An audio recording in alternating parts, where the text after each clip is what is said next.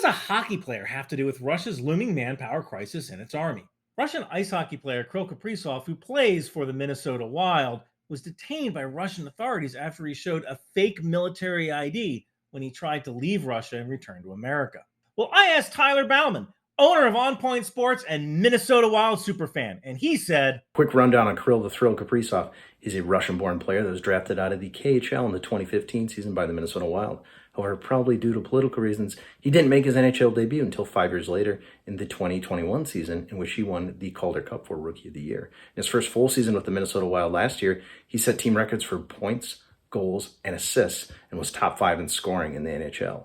At his age 25, he's entering the prime of his playing career, and the Minnesota Wild and the state of hockey cannot afford to lose Kirill Kaprizov as a political prisoner. Thank you, Tyler. Hold on. Did any of you guys catch how he said that Kaprizov was 25 years old? Russia's age for conscription is between 18 and 27.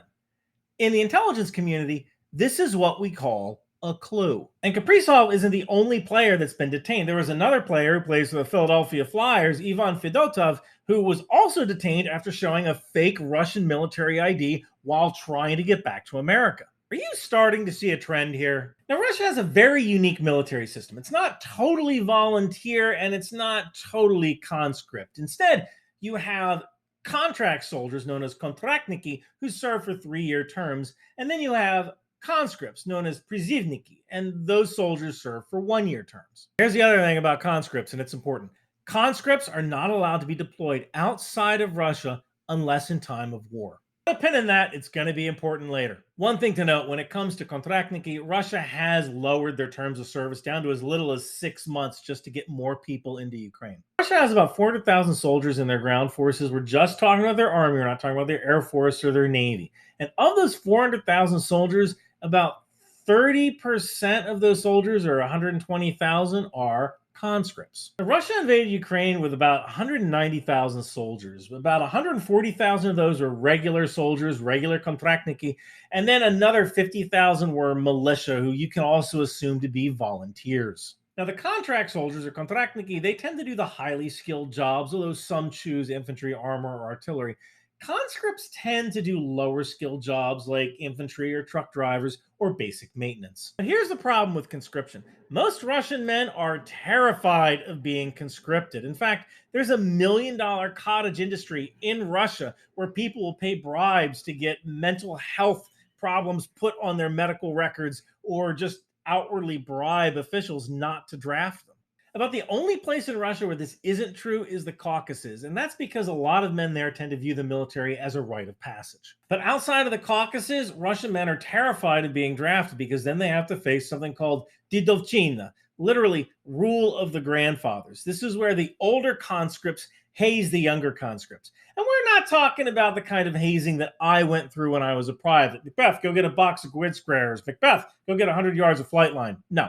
They're talking about beatings. We're talking about stealing food. We're talking about stealing money. Life as a Russian conscript can be hell on earth. So you can see why so many Russian men avoid conscription. And when their term of conscription is up, the conscripts become reservists. But it's not a reserve force like the American National Guard or the British Army Reserves or the Polish TDF. Western armies tend to have professional reserve forces where soldiers train for about 30 days a year just to keep their training fresh. Russia has almost 2 million reserve personnel, but they don't actually go to training. Some of these men might not have fired a rifle in years. Hey, remember a couple of minutes ago when I said, here's the other thing about conscripts, and it's important.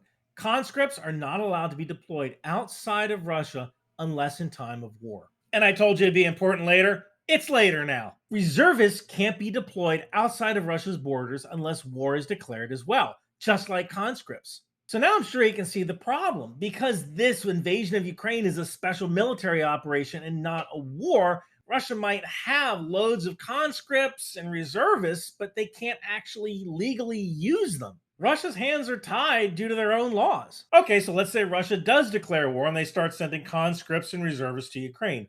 Then they have to deal with these women, the Committee of Soldiers' Mothers of Russia. These women have proven themselves to be a political force to be reckoned with within Russia. The organization helps fight for better conditions for conscripts and gives them legal aid when they need it. If you want to learn more about how these women help their sons, you can go to soldiersmothers.ru. They have an English language page. Ultimately, this means that Ukraine will always have a manpower edge over Russia, even though Russia is the bigger country with more military aged men, just because Russia can't fully utilize those military aged men. Right now, Ukraine is edging up towards 1 million people under arms. And that doesn't mean all frontline soldiers, and that counts the truck drivers and supply people and internal security and militias as well. But still, 1 million people. And Russia is having trouble getting their reservists to volunteer. And you might say, well, then why is Russia winning? Well, first of all, let's discount the word winning here. There is no such thing as winning. Winning is a political term, not a strategic term.